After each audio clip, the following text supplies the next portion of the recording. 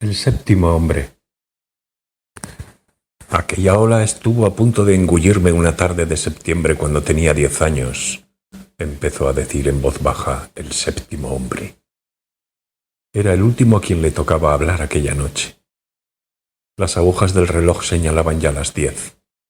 Los hombres, sentados en círculo dentro de la habitación, podían distinguir, en la negra oscuridad de la noche, el rugido del viento que se dirigía hacia el oeste.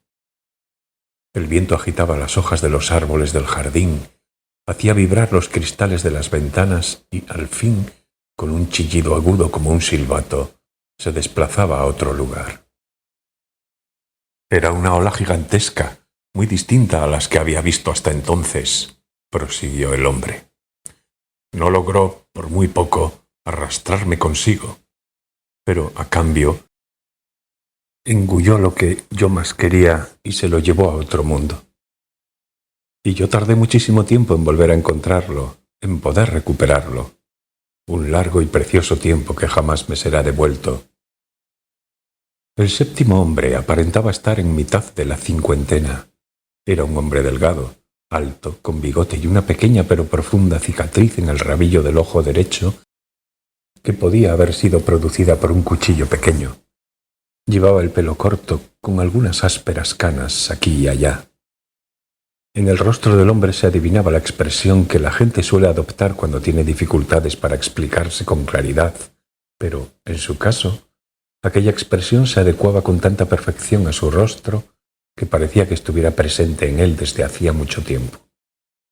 Bajo la chaqueta de tweed gris llevaba una camisa lisa de color azul. De cuando en cuando el hombre se tocaba el cuello de la camisa. Nadie conocía su nombre. Nadie sabía tampoco a qué se dedicaba. El séptimo hombre carraspeó. Hundió sus palabras en el silencio. Los demás esperaban, sin decir absolutamente nada, a que prosiguiera su relato. En mi caso, fue una ola. No sé qué forma tomaría en el suyo, por supuesto, pero en mi caso, accidentalmente, fue una ola. Aquello se presentó un día, de pronto, sin previo aviso, bajo la fatídica forma de una ola gigantesca.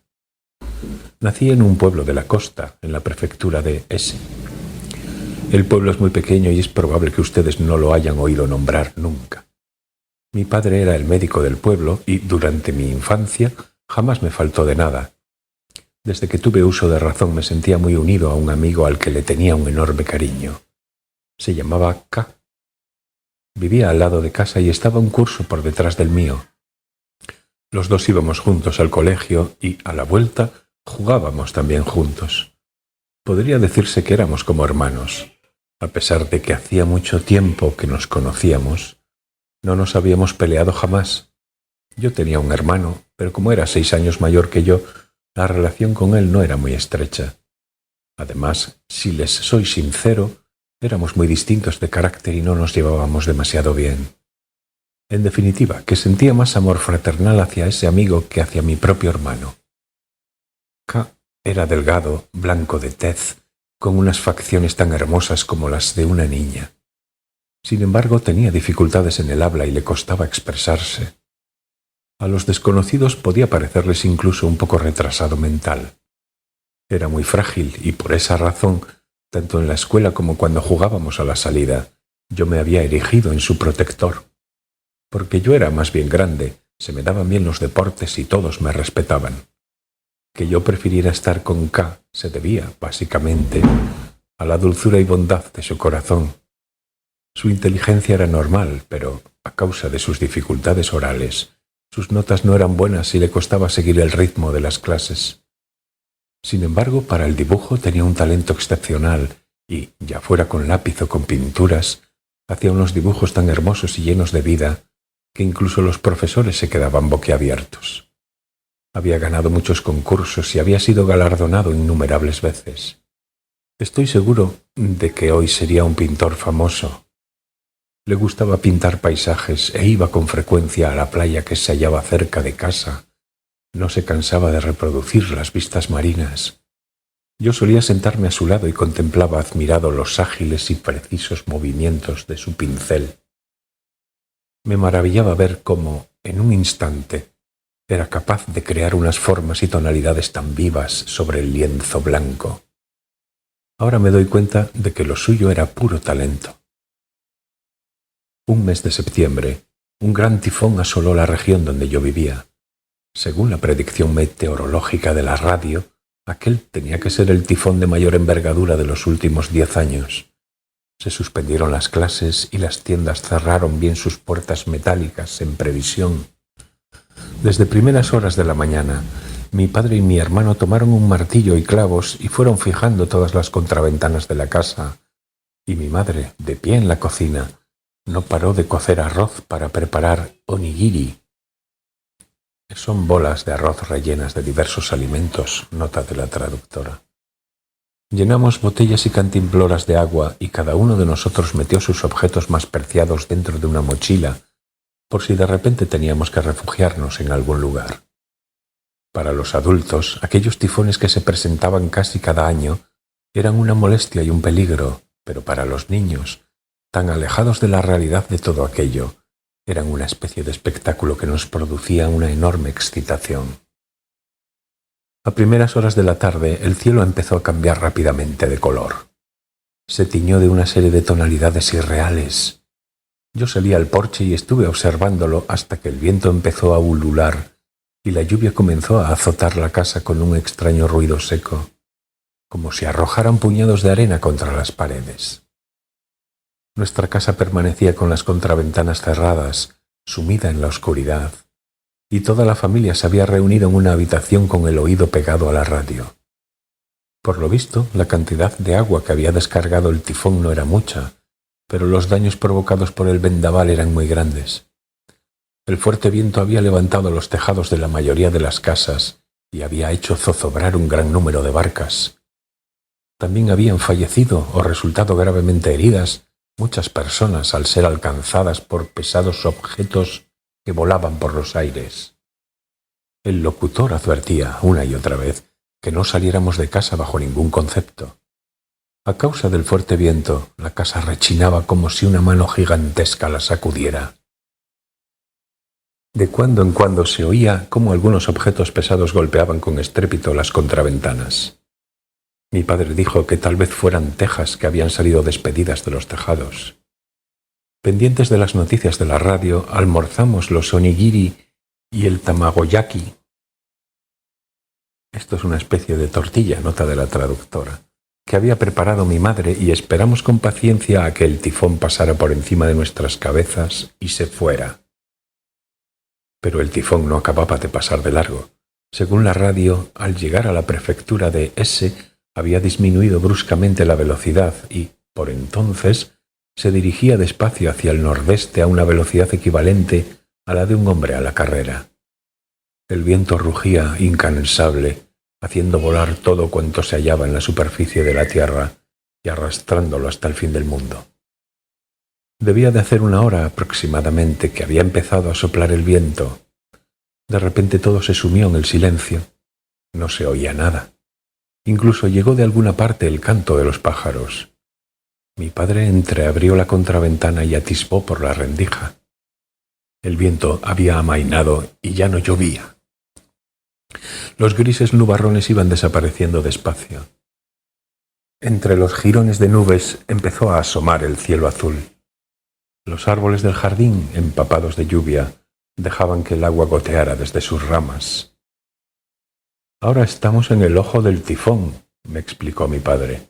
«Durante un rato, unos 15 o 20 minutos más o menos, continuará la calma. Luego volverá a desencadenarse la tempestad, igual que antes». Le pregunté a mi padre si podía salir afuera. Me respondió que sí, a condición de que no me alejara mucho. «Pero al primer soplo de viento vuelve corriendo a casa», me dijo. Yo salí y miré a mi alrededor. Parecía increíble que hasta hacía unos pocos minutos hubiera estado rugiendo la tormenta. Alcé la vista al cielo.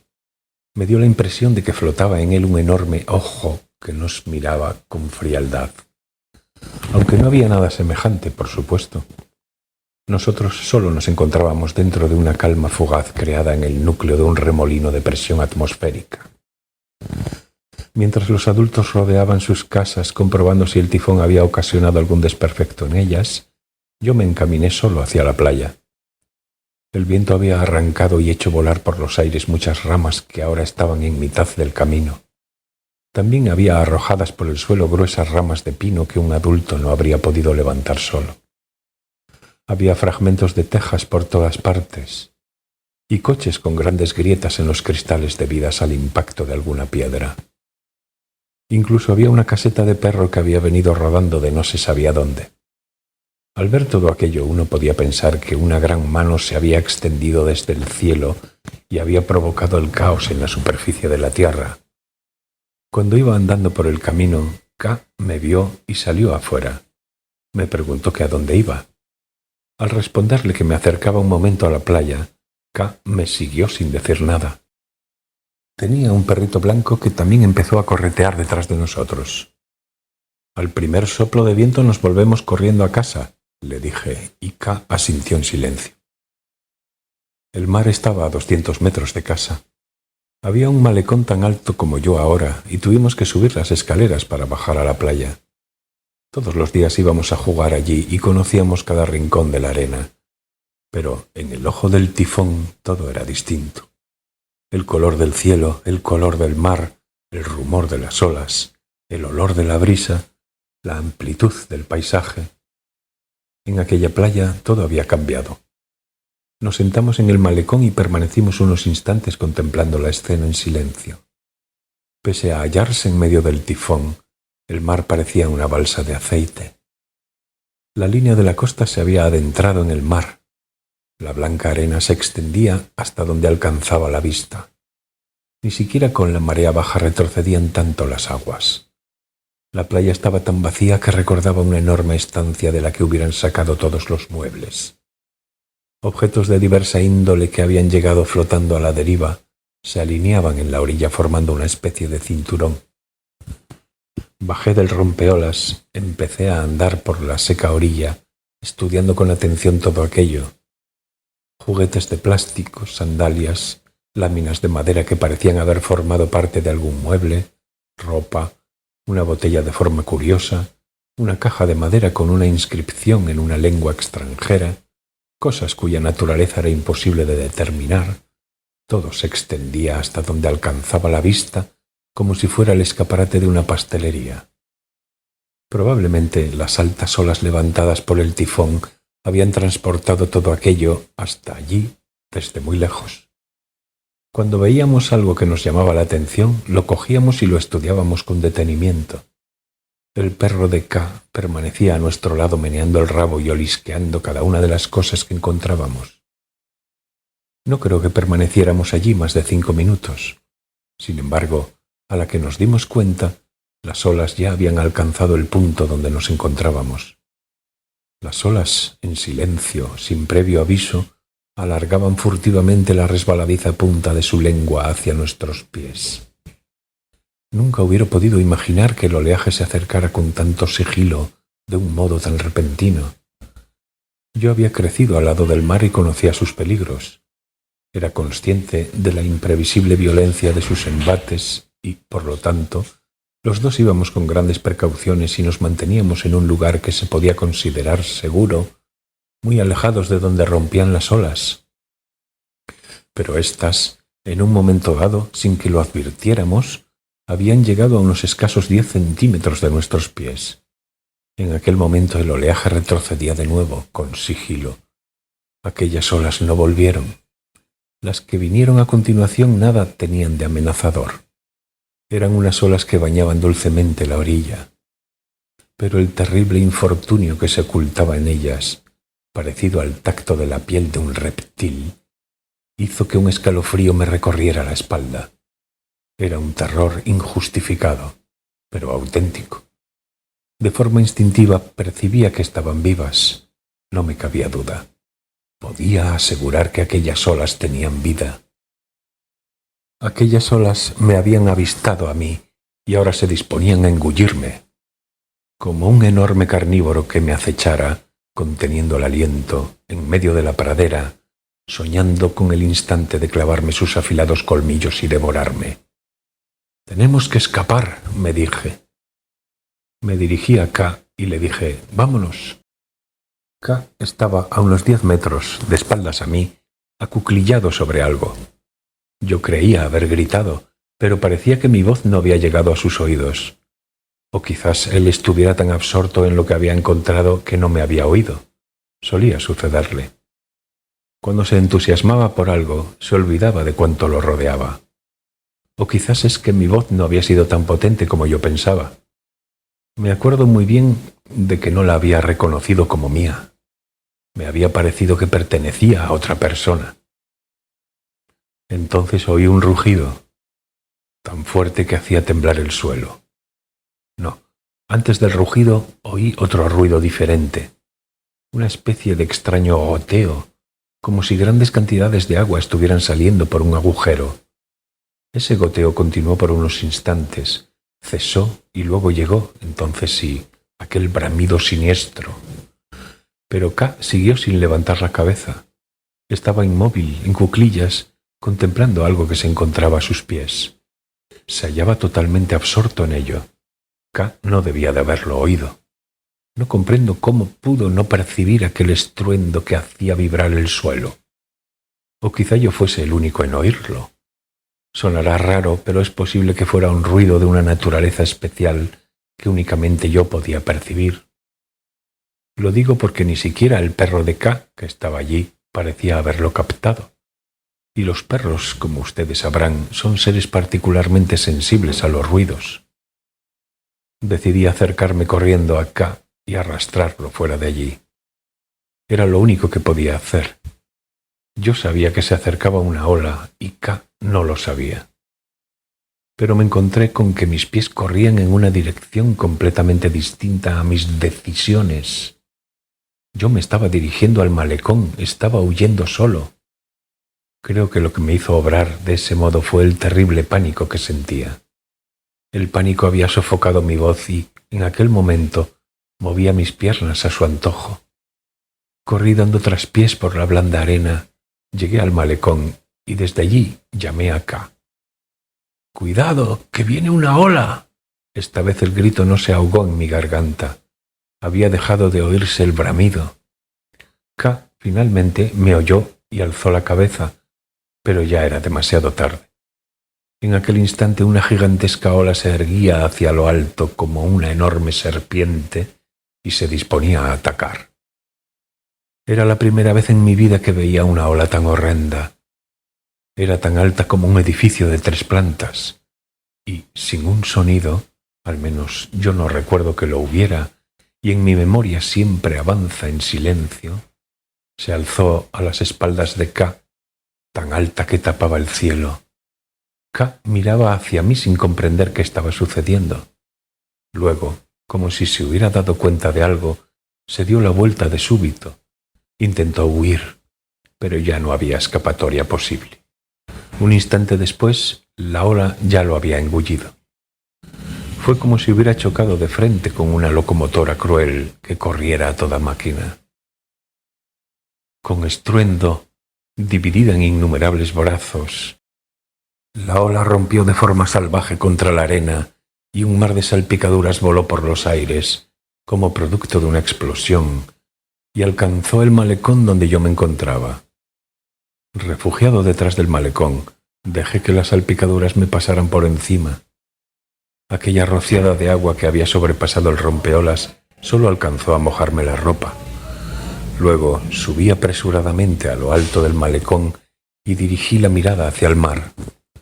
Las olas habían rotado sobre sí mismas y en aquel momento retrocedían llenas de energía hacia alta mar con un rugido salvaje. Parecía que, en el fin del mundo, alguien estuviera tirando con todas sus fuerzas de una gigantesca alfombra. Agucé la vista, pero la silueta de K no se veía por ninguna parte. Tampoco se veía el perrito. Las olas habían retrocedido de golpe hasta tan lejos que daba la impresión de que el mar se hubiera secado y de que, de un momento a otro, fuera a aflorar todo el fondo del océano. Me quedé petrificado en lo alto del malecón. Había vuelto la calma, un silencio tan desesperado como si le hubiesen arrebatado los sonidos a la fuerza. La ola se había ido muy lejos llevándose a K. ¿Qué debía hacer yo? No lo sabía. Contemplé la posibilidad de bajar a la playa. Quizá K estuviera allí enterrado en la arena. Pero me lo pensé mejor y no me aparté del malecón. Sabía por experiencia que, tras una gran ola, suelen venir 2 o 3 más. No recuerdo cuánto tiempo transcurrió. Creo que no demasiado. 10 o 20 segundos a lo sumo. En cualquier caso, tal como había previsto, las olas volvieron. Igual que antes, aquel estruendo hizo temblar con furia el suelo. Y, una vez hubo desaparecido, otra ola no tardó en erguir su enorme cabeza, exactamente igual que antes. Ocultó el cielo y se levantó ante mis ojos como una pared de roca mortal. Pero esta vez no huí. Me quedé paralizado en lo alto del rompeolas, como embrujado, esperando inmóvil a que atacara. Me daba la sensación de que, como K había sido atrapado, ya no tenía ningún sentido escapar. No. Quizá solo estuviera petrificado a causa de aquel pánico abrumador. No recuerdo bien cuál de las dos cosas me pasó. La segunda ola no fue menor que la primera, no. Fue incluso mayor. Se fue acercando hasta reventar despacio, distorsionándose la forma por encima de mi cabeza, como cuando se desploma una pared de ladrillo. Era tan grande que no parecía una ola real. Se diría que era algo completamente distinto que había adoptado la forma de ola. Algo distinto con forma de ola que procedía de otro mundo muy lejano. Lleno de resolución, aguardé el instante de ser engullido por las tinieblas. Mantuve los ojos bien abiertos. Recuerdo que, en aquellos momentos, oía cómo me latía el corazón con fuerza. Sin embargo, en cuanto llegó frente a mí, la ola perdió de repente todo su vigor, como si se le hubieran agotado las fuerzas, y se quedó suspendida en el aire. Duró apenas unos instantes, pero la ola, rota, permaneció inmóvil justo en aquel punto.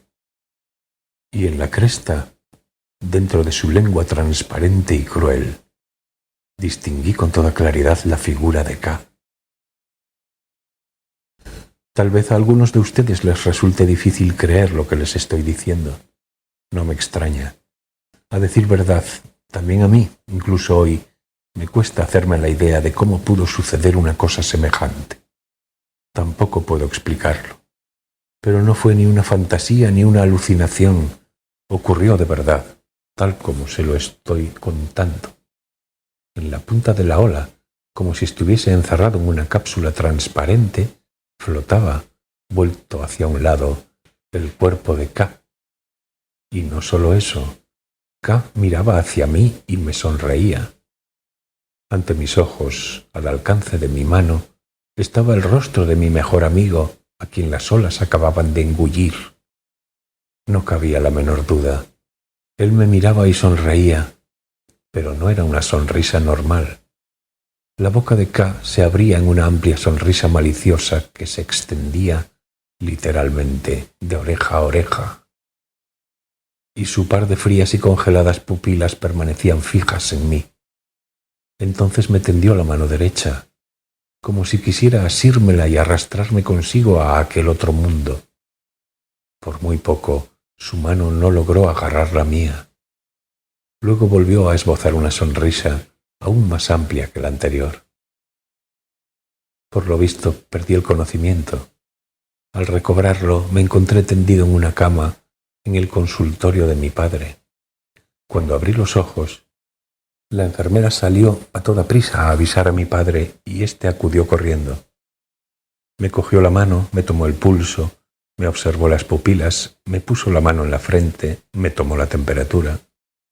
Intenté mover la mano, pero me fue imposible levantarla.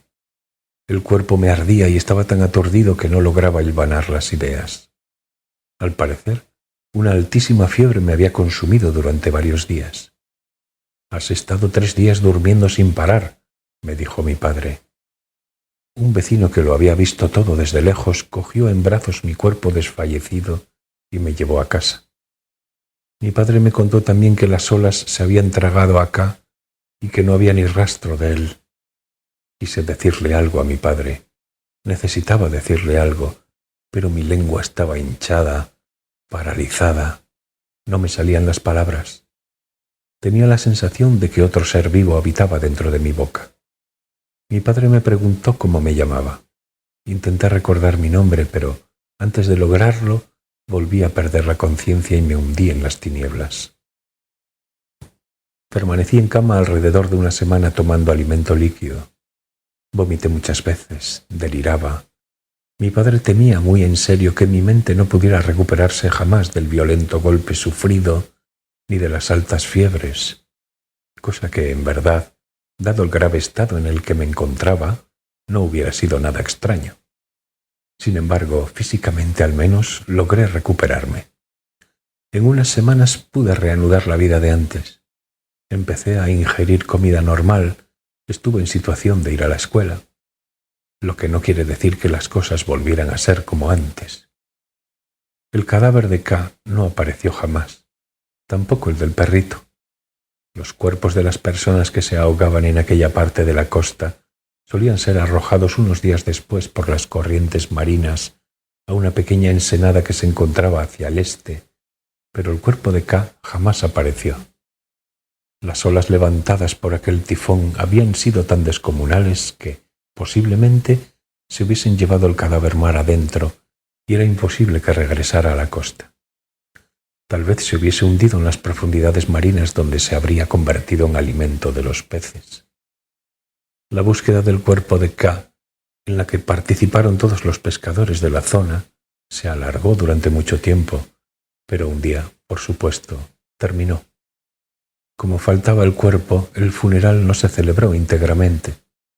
Los padres de K casi enloquecieron de dolor y todos los días vagaban sin rumbo por la playa, o bien se encerraban en su casa y recitaban sutras. Sin embargo, pese al terrible golpe que habían sufrido, los padres de K no me reprocharon ni una sola vez que hubiese llevado a su hijo a la playa en medio del tifón, porque sabían muy bien que yo siempre había querido y protegido a K como si fuera mi hermano pequeño. Mis padres, a su vez, intentaban no mencionar el incidente delante de mí, pero yo lo sabía, que si lo hubiese intentado, habría podido salvar a K. Habría podido correr junto a él y arrastrarlo hasta el lugar donde no llegaban las olas.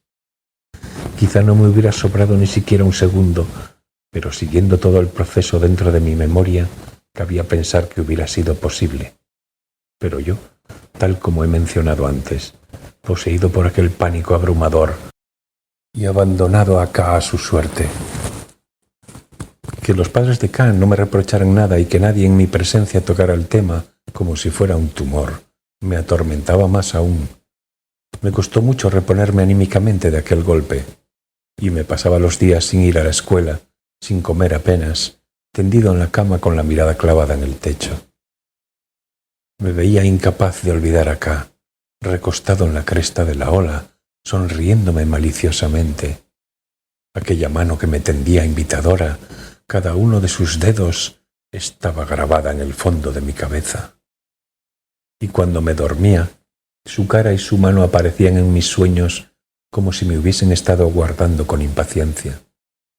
En mis sueños, K salía fuera de su cápsula de un salto, me agarraba fuertemente la muñeca y me arrastraba hacia el interior de la ola. También tenía otro sueño. Yo estaba bañándome en el mar. Era una tarde soleada de verano y yo nadaba indolentemente dando brazadas por mar abierto. El sol me abrasaba la espalda y el agua me envolvía de un modo muy placentero. Pero en un momento dado, alguien dentro del agua me agarraba el pie derecho. Sentía el tacto gélido alrededor de mi tobillo. Me asía con tanta fuerza que yo no podía soltarme. Me arrastraba bajo el agua. Y allí estaba el rostro de K. Igual que entonces, K mostraba una amplia sonrisa maliciosa que le llegaba de oreja a oreja y mantenía los ojos clavados en mí. Yo intentaba gritar, pero la voz se ahogaba en mi garganta. Solo tragaba agua, y el agua iba llenando mis pulmones. Me despertaba en las tinieblas con un alarido, anegado en sudor, sin poder respirar. A finales de aquel año les pedí a mis padres que me dejaran marchar del pueblo lo antes posible. No podía seguir viviendo en la playa donde K había sido tragado por las olas ante mis propios ojos y donde, como ellos sabían, cada noche me asaltaban las pesadillas. Quería alejarme, aunque solo fuese un poco, de allí. Si no lo hacía, acabaría volviéndome loco. Mi padre atendió a mis razones y lo dispuso todo para que pudiera irme del pueblo. En enero me trasladé a la prefectura de Nagano y allí empecé a ir a la escuela. La casa natal de mi padre se hallaba en Komoro y mi familia me dejó vivir en ella. Allí acabé la enseñanza primaria, empecé secundaria y luego pasé al instituto. Durante las vacaciones no volvía a casa. Mis padres venían a verme de vez en cuando. Sigo viviendo en Nagano. Me licencié en Ciencia e Ingeniería por la Universidad de la ciudad de Nagano y entré a trabajar en una fábrica de maquinaria de precisión de la zona, donde todavía sigo. Trabajo igual que todo el mundo y llevo una vida normal. Tal como ustedes pueden observar, en mí no hay nada extraño. Nunca he sido una persona muy sociable, pero me gusta mucho ir a la montaña y tengo varios buenos amigos con quienes comparto esta afición. Poco después de abandonar mi pueblo, dejé de sufrir pesadillas con la frecuencia de antes, lo que no significa que desaparecieran del todo. Llamaban de vez en cuando a mi puerta como un cobrador. Cuando parecía a punto de olvidarlas, me visitaban de nuevo. Siempre, absolutamente siempre, se trataba del mismo sueño, idéntico hasta en los menores detalles. Cada vez me despertaba con un alarido, con el futón empapado en sudor. Esa es probablemente la razón de que no me casara, porque no quería despertar a quien tuviera a mi lado con mis alaridos a las 2 o a las 3 de la madrugada. A lo largo de mi vida me he enamorado de algunas mujeres, pero jamás he pasado la noche con una sola. El pánico se me había metido hasta la médula y me era completamente imposible compartirlo con alguien. En definitiva, me pasé más de 40 años sin volver a mi pueblo, sin acercarme a aquella playa.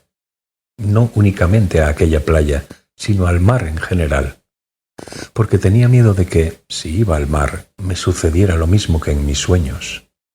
A mí me encantaba nadar, pero desde entonces había dejado, incluso, de nadar en la piscina. Tampoco ponía los pies en ríos profundos ni en lagos. Evitaba subir a cualquier barco. Jamás había viajado en avión para ir al extranjero, pero, a pesar de ello, no podía alejar de mi mente la imagen de que me moría ahogado en alguna parte. Ese negro presagio me había agarrado la conciencia como la helada mano de K en mis sueños y no la soltaba. Volví a pisar por primera vez la playa donde desapareció K en primavera del pasado año. El año anterior mi padre había muerto de cáncer y mi hermano mayor había vendido la casa para disponer de capital, y al vaciar el trastero encontró, metidas en una caja de cartón, mis pertenencias de cuando yo era pequeño y me las envió a Nagano. La mayoría eran objetos que no valían la pena, pero entre ellos encontré unas pinturas que K había hecho y que me había regalado. Posiblemente mis padres me las hubiesen guardado como recuerdo, pero a mí el terror me dejó sin aliento. Me dio la sensación de que, a través de aquellas pinturas, el espíritu de K resucitaba ante mis propios ojos. Decidí deshacerme de ellas de inmediato. Volví a envolverlas en el fino papel y las metí dentro de la caja. Sin embargo, fui incapaz de tirarlas.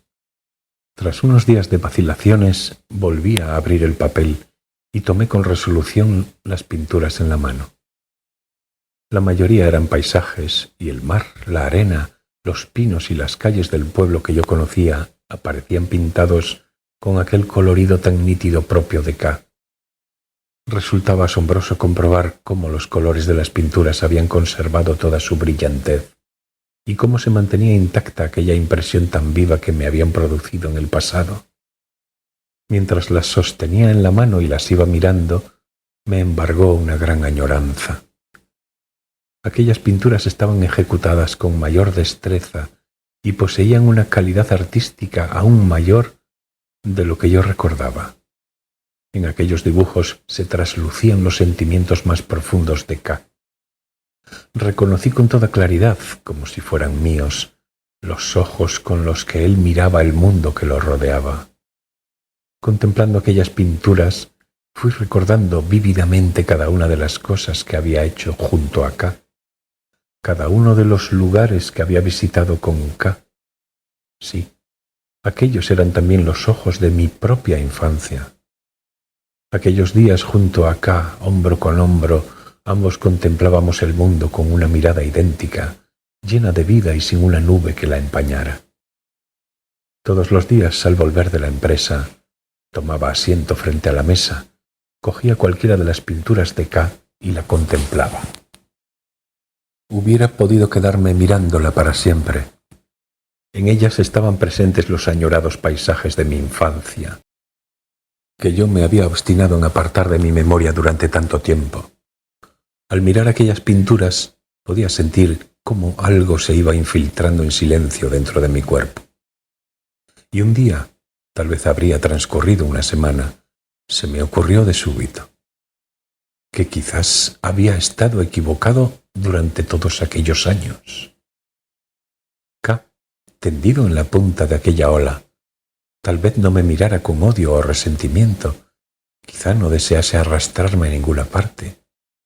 Es posible que su sonrisa maliciosa no hubiera sido tal, sino una mera impresión producida por algo y que K, en aquellos momentos, ya estuviese inconsciente.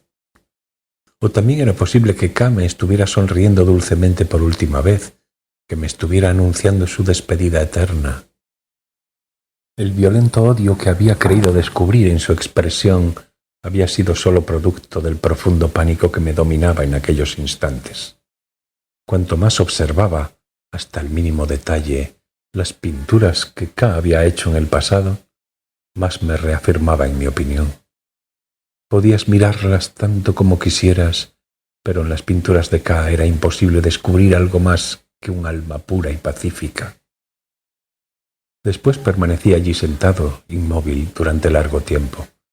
El sol se ponía y las pálidas tinieblas del atardecer fueron envolviendo lentamente la estancia. Pronto llegó el profundo silencio de la noche. Esta avanzó sin fin hasta que, para equilibrar el gran peso de tinieblas acumuladas, llegó el amanecer. El nuevo sol tiñó el cielo de una tonalidad rojiza. Los pájaros se despertaron y empezaron a cantar. Entonces decidí que tenía que volver a mi pueblo, sin pérdida de tiempo. Puse 4 cosas dentro de una bolsa de viaje, llamé a la empresa diciéndoles que un asunto urgente me impedía acudir al trabajo, tomé el tren y me dirigí al pueblo donde había nacido. Mi pueblo ya no era el tranquilo pueblo costero que recordaba. Durante el periodo de expansión económica de los 60, había crecido en los alrededores una ciudad industrial y el paisaje había experimentado una transformación enorme. Delante de la estación, donde antes había únicamente una tienda de regalos, ahora se alineaban bloques de tiendas y el único cine de la ciudad se había convertido en un supermercado. También mi casa había desaparecido. La habían derruido unos meses atrás y en su lugar solo quedaba un solar desnudo. Los árboles del jardín habían sido talados en su totalidad y en la tierra negruzca solo crecían, aquí y allá, hierbajos. Tampoco estaba la vieja casa donde vivió K. En su lugar había un aparcamiento de hormigón donde se alineaban los turismos y las furgonetas. Pero no me dolió, porque aquel pueblo hacía mucho tiempo que ya no era el mío. Caminé hasta la playa, subí las escaleras del malecón. Al otro lado, exactamente igual que en el pasado, se extendía amplio, sin trabas, el mar. Un vasto mar. Y a lo lejos se distinguía la línea del horizonte. También la playa continuaba igual que antes. En ella se extendía la arena como antes, rompían las olas como antes, la gente seguía paseando por la orilla como antes. Eran más de las 4 y los dulces rayos de sol de última hora de la tarde lo envolvían todo. El sol, como si estuviera sumido en profundas reflexiones, iba descendiendo despacio hacia el oeste. Me senté en la arena, Dejé la bolsa a un lado y me quedé contemplando el paisaje en silencio. Era una vista verdaderamente dulce y apacible. Mirándola, resultaba imposible imaginar que alguna vez hubiera venido un gran tifón y que las altas olas me hubiesen arrebatado a un amigo irreemplazable. Tampoco debía de quedar casi nadie que recordara aquel suceso ocurrido 40 años atrás. Parecía que todo fuera una ilusión mía, creada por mi mente hasta en los mínimos detalles. A la que me di cuenta, pronto, las profundas tinieblas de mi interior ya habían desaparecido. Se habían marchado tan súbitamente como habían venido. Me alcé despacio de la arena. Me dirigí a la orilla y sin arremangarme siquiera los pantalones, me adentré tranquilo en el mar. Y, con los zapatos puestos, dejé que las olas me lamieran los pies. Como si fuera una reconciliación, aquellas olas, idénticas a las de cuando era niño, se deshacían dulcemente contra mis pies llenas de nostalgia, tiñendo de negro mi ropa y mis zapatos. Varias olas se acercaron apacibles, abriendo un intervalo entre una y otra, y luego se fueron. La gente que pasaba me miraba con extrañeza, pero a mí no me importaba en absoluto. Sí, después de tanto tiempo yo había conseguido llegar hasta allí. Alcé la mirada al cielo. Unas pequeñas nubes grises parecidas a copos de algodón flotaban en él. No había un solo soplo de viento y parecía que las nubes permanecieran clavadas en el mismo lugar. No puedo expresarlo con claridad, pero me daba la impresión de que aquellas nubes estaban suspendidas en el cielo exclusivamente para mí. Me acordé del momento en que había alzado la mirada al cielo, aquel día cuando aún era niño, buscando el gran ojo del tifón. En aquel instante, el eje del tiempo rechinó con fuerza. 40 años se desplomaron en mi interior como una casa medio podrida, y el viejo tiempo y el nuevo se mezclaron dentro de un único torbellino. A mi alrededor se apagaron todos los ruidos, la luz tembló. Perdí el equilibrio y me desplomé dentro de la ola que se acercaba. El corazón me latía con fuerza en el fondo de la garganta y perdí la sensibilidad de manos y pies. Permanecí largo tiempo tendido en esa posición. No podía levantarme, pero no tenía miedo. No había nada que temer. Aquello ya había pasado. A partir de entonces no he tenido más sueños espantosos. No he vuelto a despertarme con un alarido en plena noche. Ahora me dispongo a iniciar una nueva vida. No, tal vez sea demasiado tarde para ello. Tal vez sea muy poco el tiempo que me queda en el futuro. Pero, aunque así sea, me siento agradecido por haber sido salvado, al final, de ese modo, por haber experimentado una recuperación. Sí, porque yo tenía muchas posibilidades de acabar mi vida sin haber recibido la salvación, alzando un triste lamento dentro de las tinieblas del pánico. El séptimo hombre permaneció unos instantes en silencio mirando a quienes lo rodeaban. Nadie dijo una palabra. Ni siquiera se los oía respirar. Nadie cambió de postura. Todos esperaban a que el séptimo hombre prosiguiera. El viento había cesado por completo y en el exterior no se oía nada. El hombre volvió a tocarse el cuello de la camisa buscando las palabras. A mí me parece que lo verdaderamente temible en esta vida no es el pánico en sí mismo, dijo el hombre unos instantes después. El miedo existe, eso es indudable. Se nos muestra bajo distintas formas y, a veces, domina nuestras vidas. Pero lo más temible de todo es dar la espalda a ese miedo y cerrar los ojos. Actuando de esta manera, acabamos cediéndole a algo lo más valioso que hay en nuestro interior. En mi caso, ese algo fue una ola.